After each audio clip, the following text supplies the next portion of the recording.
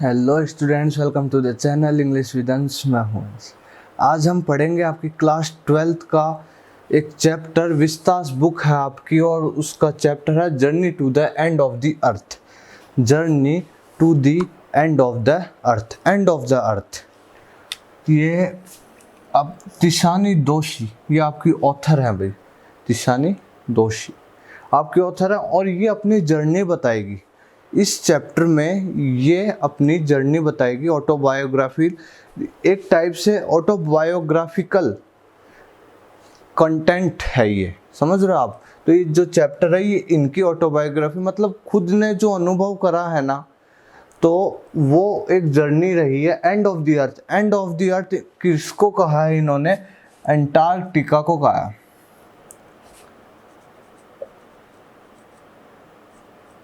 Okay, Antarctica को कहा है इन्होंने एंड ऑफ द अर्थ, क्योंकि वो अर्थ के एकदम आखिरी सिरे पर है, एंड ऑफ द अर्थ। तो ये इस अकाउंट में, इस चैप्टर में जो आपकी ऑथर है वो अपनी जर्नी बताएगी, अपनी जर्नी बताएगी कहाँ जब वो गई थी and of the earth, Antarctica में घूमने गई थी, घूमने एक ट्रिप पे गई थी। अपन पढ़ते हैं चैप्टर को अच्छे से, मैं कोशिश करूँगा आपको ये चैप्टर अच्छे से समझ आ जाए। ओके, फिर भी आपको आपकी जो विस्तास बुक है उसमें इस चैप्टर को लाइन बाय लाइन ज़रूर इसको रीड करना है, जिससे क्या, और इसमें कुछ जो अलग, थोड़ा सा ज्योग्राफिकल चैप्टर है, इसमें काफ़ी आपको ज्योग्राफिकल एलिमेंट्स मिलेंगे। तो मैं चाहता हूं कि आप उन्हें अंडरलाइन करें जब लाइन बाय लाइन पढ़ेंगे, और स्टोरी मैं आपको यहाँ पर क्लियर कर देता हूँ। ओके, तो journey to the end of the earth, Tishani Doshi अपनी जर्नी बता रही है end of the earth. Okay, तो this lesson is about the author travelling to Antarctica with high school students on a Russian vessel. Russian vessel एक ये Russian की बता रही हैं कि ये जो चैप्टर है ना, ये इनकी ट्रैवलिंग है अंटार्कटिका को विद हाई स्कूल स्टूडेंट्स।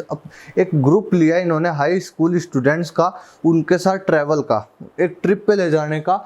और रशियन वेसल एक रशियन शिप है उनकी। ओके, एकेडमिक सोकोलेस्की ये उसका नाम है।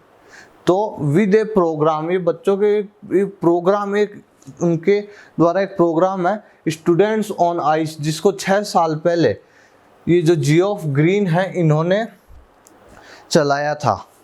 और इस स्टूडेंट्स ऑन आइस का ये जो प्रोग्राम है, इसका मोटिव क्या है? इसका मोटिव है कि जो बच्चे हैं, स्टूडेंट्स हैं, उनको ऐसी एंड ऑफ द अर्थ, मतलब ऐसे प्लेसेस पे ले जाया जाए जहाँ पर वे खुद चीज़ों को देखें, खुद उनको ऑब्जर्व करें, वहाँ की सिचुएशंस को खुद अनुभव करें, और खुद उन चीज़ों को, सारी परिस्थितियों को, सारे एटमॉस्फेयर को, उस वहाँ के क्लाइमेट को, वहाँ की जो भी सर्कमस्टांसेस है, उन सभी को वो समझें। और फिर उन्हें आगे, क्योंकि जो बच्चे को क्यों ले जाया जाता है, इसका भी कारण है, क्योंकि बच्चे अपने जो भी देश है उसका, बच्चे अपने फ्यूचर हैं। बच्चे आज ये चीज़ें सीखेंगे, वो चीज़ों को ऑब्जर्व करेंगे, नई नई चीज़ें देखेंगे, तो जब वे बड़े हो जाएंगे तो वे खुद अच्छे चीज़ें अप्लाई करेंगे, ना कि बुरी चीज़ें। तो वहाँ जाके इन बच्चों को इसलिए ले जाया जाता है, बच्चे मतलब हाई स्कूल स्टूडेंट, मतलब 10th के बाद वाले, तो उनको ले जाए जिससे वो चीज़ों को समझे, और फिर जो गलती अपने चीज़ों को देखे कि क्या ह्यूमन इम्पैक्ट पड़ रहा है ऐसी ऐसी चीज़ों पर, जो हमें, जिनको रोकथाम करनी चाहिए, अवेयरनेस बढ़ाने के लिए। तो समझ लो, स्टूडेंट्स ऑन आइस इसका एक ही प्रोग्राम है। तो इस प्रोग्राम के थ्रू आपकी जो ऑथर है तिशानी दोशी, ये गई हुई हैं एक ट्रिप पर विद हाई स्कूल स्टूडेंट्स के साथ।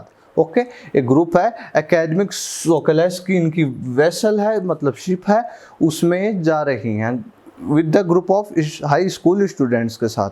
ओके, तो देखो अब मैं आपको बता दूं फिर इन्होंने क्या कहा। देखो, the voyage began 13.9 degrees north of the equator in Chennai. Madras दे रखा आपके बुक में, तो मद्रास को अब चेन्नई कहा जाता है। ओके, तो ये बताए 13.9 डिग्री से स्टार्ट हुआ मद्रास से। ओके, और वो बता रहे हैं कि हमने क्रॉस किए 9 टाइम जोन्स, क्योंकि हर कंट्री का अलग अलग टाइम जोन होता है। बता रहे हैं 6 चेक पॉइंट्स हमने गुजारे और फिर 3 ओशियंस, हमने बड़े 3 महासागरों को भी पार करा। ओके, तो कह रहे अराउंड 100 आवर्स की मेरी ये जो ये ट्रिप रही, मतलब ये जाने वहाँ अंटार्कटिका जाने तक के जो समय लगा वो 100 आवर्स लगे हैं। ओके, 100 आवर्स लगे हैं। वो 100 आवर ऐसे ही नहीं, मतलब जिस तरह से, मतलब पूरी तरह से क्या उन्होंने शिप के थ्रू, कार, प्लेन जो भी है उनके थ्रू, पूरी जो ऑल टोटल उनकी जो भी वहाँ तक जाने का जो टाइम हुआ ना वो 100 आवर्स का है। ओके, जब उन्होंने अंटार्कटिका पे जब अपना पहला कदम रखा था जिशानी जोशी ने, तो उनको फील हुआ कि यार उनको बहुत रिलीफ मिला। और वो क्या भाई, वो चारों ओर देख रही हैं और फिर उन्हें हैरिजन किसे कहते हैं हिंदी में? हैरिजन को कहते हैं क्षितिज।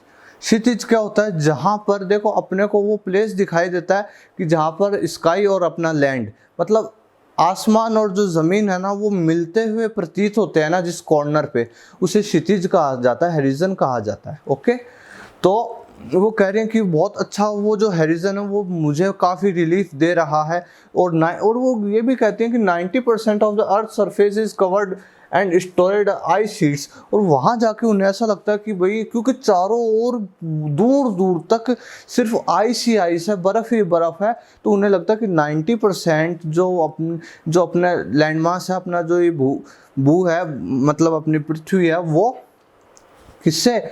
आइस से कवर्ड है। ओके, और एक सजेस्ट भी कर रही है अपने को क्या, कि Antarctica is the place where anyone can come and research about the earth past, present and future condition.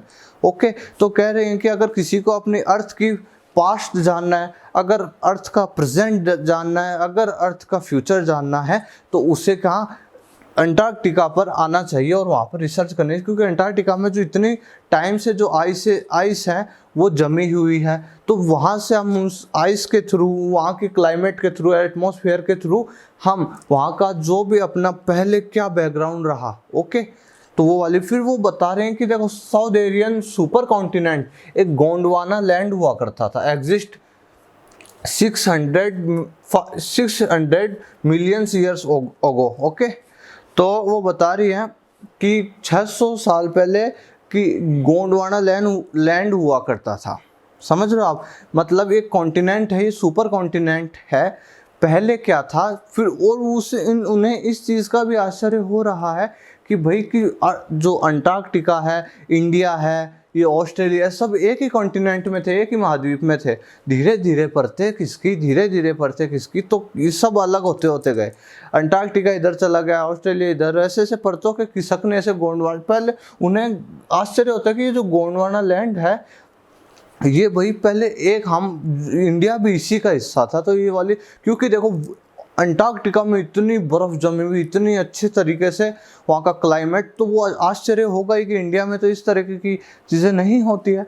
फिर वो हमें वहाँ का जो एटमॉस्फेयर, क्लाइमेट के बारे में बता रही है कि वहाँ पर देखो जब समर रहती है ना, जैसे 6 मंथ समर है और 6 मंथ विंटर हो, तो 6 मंथ जब समर रहेगी ना तो सिर्फ दिन ही दिन रहेगा, और 6 मंथ अगर विंटर रहेगी तो रात ही रात रहेगी। मतलब वहाँ पर लगातार ऐसे नहीं कि जैसे अपने यहाँ क्या होता है, जैसे आधा थोड़े दिन होता है फिर रात हो जाती है, तो वो बता रहे कि अंटार्कटिका में ऐसा नहीं होता। वहाँ पर जब दिन है तो दिन ही रहेगा और रात है तो रात ही रहेगी। ओके, सीजन्स बदलते रहे, और मोस्टली कौन से, समर में भी कोई फ़र्क नहीं है, मोस्टली विंटर सीजन ही रहता है। और वहाँ पर वो बड़े बड़े आइसबर्ग्स को देखती, इतने आइस शीट्स को देखती, इतनी सारी वहाँ की जो, और फिर वो बताती वहाँ के अपने चैप्टर है, मेन चैप्टर है, उसमें काफ़ी सारी चीज़ें दे रखी है जोग्राफिकल, है ना, जो शैलें होती है उनके बारे में बता रखा है, काफ़ी सारे एलिमेंट्स जोग्राफी के बता रखे हैं। ओके, आप उन्हें ज़रूर रीड करिएगा और सुनना ध्यान से। फिर क्या वे बता रही हैं कि किस तरह वो आश्चर्यचकित हो रही है उस सारे दृश्य से। ओके, किस तरह वो सोच रही है कि क्या ये हमारा इंडिया भी इसी का हिस्सा था, मतलब ऐसे ऐसे सारे थॉट्स आ रहे हैं उनके।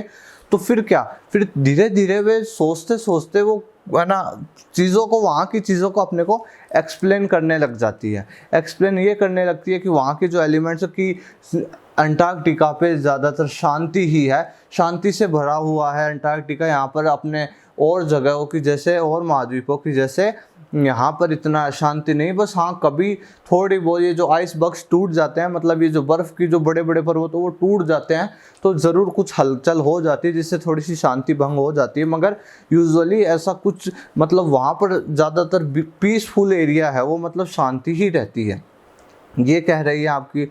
और तो फिर कह रहे हैं कि और ये हमको आश्चर्य होता है कि, और आश्चर्य ये होता है कि हम, क्योंकि अंटार्कटिका से ही जो सारे जो कंट्री है उनका अकॉर्डिंग की ये सब डेवलप हुई है।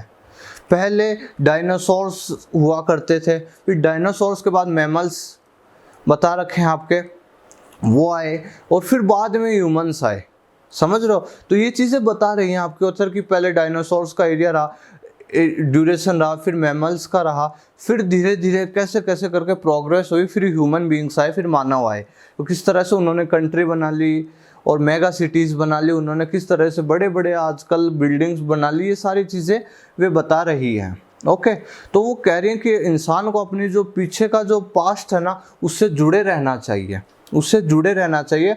और वो कह रही हैं कि है ना, देखो जो चीज़ आप वहाँ जाके अनुभव करते हो, आप देखो वो अपने को ह्यूमन इम्पैक्ट बताएगी अंटार्कटिका पर कि ह्यूमन इम्पैक्ट क्या पड़ रहा है, वो भी अपन डिस्कस करेंगे। तो वो कह रही हैं कि किस तरह से ये जो सिचुएशंस हैं ये बनी और फिर आगे बढ़ रही हैं। ओके, वो उस टाइम गई थी और वो स्टूडेंट्स भी उनके साथ ही हैं, क्योंकि चीज़ों को ऑब्जर्व करें, और क्योंकि बच्चे जो स्टूडेंट्स हैं वो देश के भविष्य है। तो वो वहाँ सारी शेल्स के बारे में बता रही है, वहाँ की पर्वतों के बारे में, वहाँ की चट्टानों के बारे में, ये सारी चीज़ें वो बता रही है। ज्योग्राफिकल एलिमेंट्स हैं वो आप आपकी बुक में ज़रूर देखिएगा। ओके, तो वो एक सीन क्रिएट कर रही है अच्छे तरीके से, और फिर वो आती हैं धीरे धीरे ऐसे एंड में जाती है, और फिर कहते हैं कि ह्यूमन इम्पैक्ट भी इनका मेन मोटिव क्या है इस journey to the end of the earth का, कि भाई जो इस अंटार्कटिका है इस पर भाई कि जो ह्यूमन इम्पैक्ट है वो ज़्यादा पड़ रहा है। क्यों भाई, अपन पढ़ते हैं, अपन क्लासेस आपके ज्योग्राफी हो कुछ भी हो तो आप वैसे यूजुअली आप वैसे भी पढ़ते हो, ये आपने सुना होगा कि ओजोन परत में छेद हो रहा है, और ओजोन परत में छेद हुआ तो ग्लेशियर पिघल जाएंगे, फिर क्या होगा, जो ध्रुवों के ग्लेशियर है वो पिघल जाएंगे, और फिर क्या उससे क्या होगा, बाढ़, वो सारे बर्फ जो पिघल जाएगी और वो सारे पूरी पृथ्वी को कवर कर लेगी, पानी हो जाएगा, अर्थ एंड हो जाएगी। तो ये सब जानते हैं और ये सत्य है, क्योंकि साइंटिस्ट ने भी ये कह दिया कि ओजोन परत में काफी बड़ा छेद होते जा रहा है, और अगर ऐसे ही ये निरंतर रहा तो जो ध्रुवों की जो बर्फ है वो पिघल जाएगी तो दी एंड सबका। समझ रहे हो ना आप, ये वाली चीज ह्यूमन इम्पैक्ट। अब ह्यूमन इम्पैक्ट क्या, आज ह्यूमन बीइंग्स ने इतनी प्रोग्रेस करके ये सारी चीजें इतनी डेवलप कर ली है, वो सारे इतने उद्योग धंधों का औद्योगिकरण इतना कर लिया है, किस तरीके से वो अपने स्वार्थों की पूर्ति के लिए जो संसाधन है, सोर्सेज हैं उनको भाई, तो अपने पास क्या है, लिमिटेड सोर्सेज हैं, है ना, लिमिटेड सोर्सेज हैं, और ह्यूमन बीइंग क्या करते हैं, उसका अनलिमिटेड यूज करते हैं भाई। मतलब ये है कि अपने पास भाई कुछ ही सोर्सेज है, उसका भी हम अनलिमिटेड यूज करते हैं, समझ रहे हो आप। तो प्रकृति प्रदत्त जो भी चीजें हैं उनको हम बहुत ही बुरी तरीके से उन्हें मतलब अवहेलना करते हैं, उन पे ध्यान नहीं देते, और उनका जो भी हमको प्रकृति प्रदत्त संसाधन है उनका हम दोहन करते हैं। ये सारी ह्यूमन इम्पैक्ट पड़ रहा है। फिर वो बता रही है, थोड़ा सा ह्यूमन इम्पैक्ट बताया उन्होंने, किस तरह से ह्यूमन ने प्रोग्रेस करके इस तरह से ऐसे करके जो अब अंटार्कटिका पे ये प्रॉब्लम आ रही है।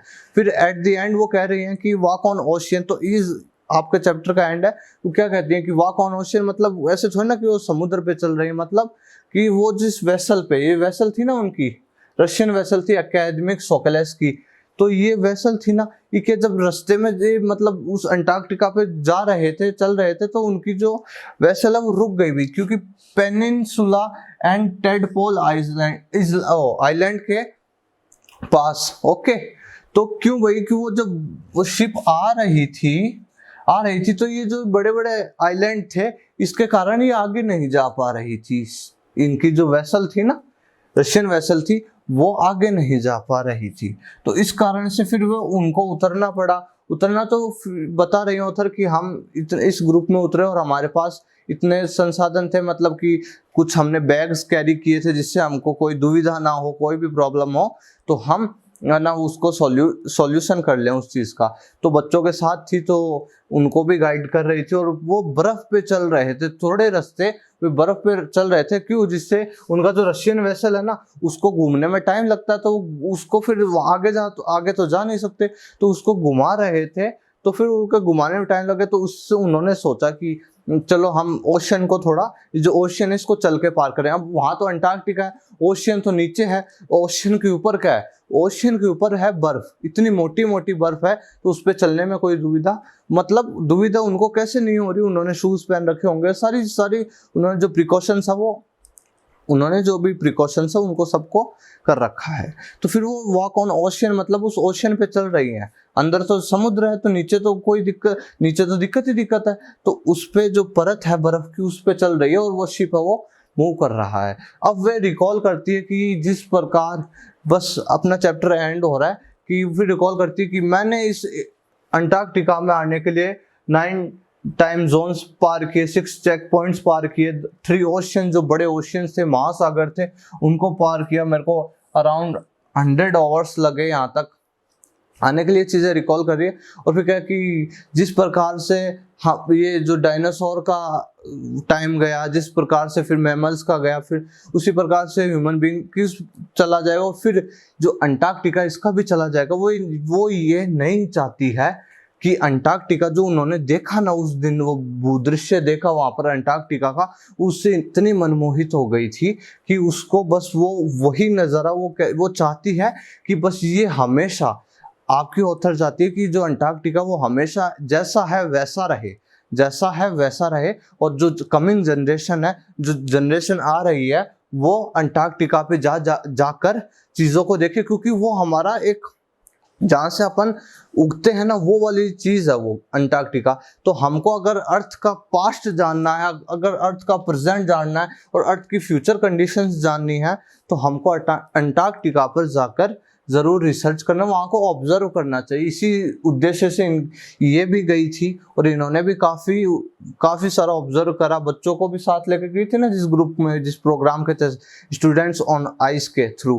तो बता रही हैं कि ये चीज़ों को रिकॉल कर रही है कि इतना टाइम मुझे यहाँ तक आने में लगा, और बहुत ही अच्छा। बस वो चाहती, उनके हृदय में यही कामना है कि जो अंटार्कटिका है वो ऐसे ही, हमेशा ऐसे ही रहे, इसी तरह रहे, और आगे जो कमिंग जनरेशन है वो भी इसको इसी तरीके से, इसको हर्ट ना करे। मतलब इसको हार्मफुल जो भी अपन एक्टिविटीज करते हैं ना, वो ये बस ये चाहती है कि जो ह्यूमन बीइंग है, वो जो प्रकृति प्रदत्त जो संसाधन है उनको मिसयूज नहीं करे उनका। तो आपका चैप्टर यहाँ खत्म हो जाता है। ओके, बस इसका जो मोरल है वो यही है कि, एक तो मोरल ये है कि देखो, Antarctica is the place where anyone can come and research about the Earth's past, present and future condition. Okay, और चीज़ों को, अब देखो ये अपने को बता रही कि ग्लोबल वार्मिंग वाली चीज़ भी इसमें अपने को देखने को मिली है कि किस प्रकार से कि जो ये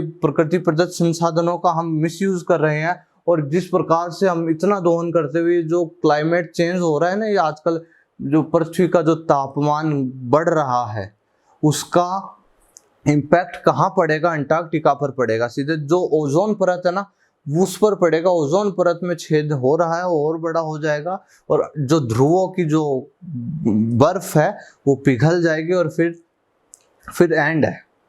ये एक वास्तविक चीज है, अपन बात कर रहे हैं, आपका चैप्टर खत्म हो चुका है। ओके, तो इस चैप्टर के थ्रू एक अवेयरनेस भी दिखाने की आपकी जो ऑथर है तिशानी दोशी, उन्होंने ये एक अवेयरनेस के लिए भी अपन कह सकते हैं उनका मोटिव रहा होगा कि अपन जो चीज़ों का मिसयूज़ करते हैं उन्हें मिसयूज़ ना करें, और उनको जो भी हमारे पास लिमिटेड सोर्सेज है उनको जितना हमारे लिए उपयुक्त है उतना ही यूज करें। और बस वो यही चाहते हैं कि जो अंटार्कटिका जो महाद्वीप है आज, वो इसी तरह फलता फूलता रहे, मतलब इसी तरह उसकी जो सुंदरता है ना वो एज इट इज रहे, जैसे उन्होंने उस टाइम देखी थी ना, और आगे भी कमिंग जनरेशन को भी वही चीज दिखे।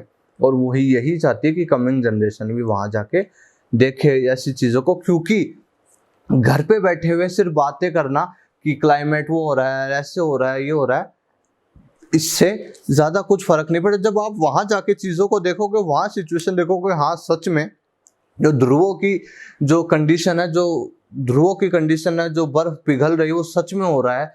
तो सिर्फ बातें करने से कुछ नहीं होता। सब घर में बैठ के बातें करते हैं कि पॉल्यूशन हो रहा है, वो हो रहा है, ये हो रहा है। तो आप अगर उस पॉइंट ऑफ व्यू से देखो कि वहां पर पूरे पॉइंट को क्रिएट करो कि क्या भाई, वास्तविक उसके डीप में जाओ, वहां तक जाओ। समझ रहे हो आप मेरी बात? तो ये भी उनका एक मोटिव रहा है कि आप घर पे बैठे बैठे ही नहीं, सिर्फ आपको वहां पर जो जगह है जहां इसका इम्पैक्ट अपने को अभी घर पे बैठे बैठे तो नहीं दिख रहा ना, जहां इम्पैक्ट पड़ रहा है वहां जाके देखो, तब पता चल जाएगा। ये वाली चीज भी आपकी ऑथर ने कहा है। तो ये एक चैप्टर आपका journey to the end of the earth. Okay, end of the earth को क्या है अपना, अंटार्कटिका है, अंटार्कटिका है। और ये एक जर्नी है किनकी, आपकी तिशानी जोशी जो आपकी ऑथर है इनकी, इन्होंने ये जर्नी करी और अपने से एक अकाउंट शेयर करा इनका। ओके, तो ये इसी प्रकार मैंने आपको जो समरी एक जिस्ट कहे ना, जिसे चैप्टर की जिस्ट सारांश, वो मैंने आपसे शेयर करा है। ओके, मगर आपको आपके बुक के थ्रू अच्छे से इस चैप्टर को जरूर पढ़ना है। ओके, जिससे कि खुद पढ़ोगे ना, एक बार आंखों से जब गुजारोगे जो चीजों को, तो एलिमेंट्स, जब ज्योग्राफिकल एलिमेंट्स देखोगे तो आपको भी समझ आएगा। तो एक जिस्ट हमने चैप्टर की समरी इस वीडियो में पढ़ी। ओके, आपको किसी भी प्रकार का कोई डाउट हो, you can message me, description में मेरे लिंक आपको प्रोवाइड है, आप वहां से डायरेक्ट जाके मुझे मैसेज कर सकते हैं। और आपको 12th से रिलेटेड इंग्लिश की सारी जो क्लासेज हैं वो इस चैनल पे मिल जाएगी। प्लेलिस्ट मैंने बना रखी है, वहां से प्लेलिस्ट पूरी आपको, आपकी जो फ्लेमिंगो कवर कर रखी है, आपकी विस्तास कवर कर रहा हूं मैं, आपकी ग्रामेटिकल सारे पोर्शन में कवर करूंगा। ओके, तो 12th इंग्लिश के लिए आप इस चैनल से जुड़ जाएं। आपको कोई भी प्रॉब्लम है, यू कैन मैसेज में, और अदरवाइज आपको कोई भी आप कमेंट बॉक्स में भी मुझसे आस्क कर सकते हैं। नए हैं तो चैनल को ज़रूर सब्सक्राइब करो और अपने 12th के साथियों के साथ इसे शेयर करें एंड लाइक करें वीडियो को। बने रहिए मेरे साथ। Thank you very much.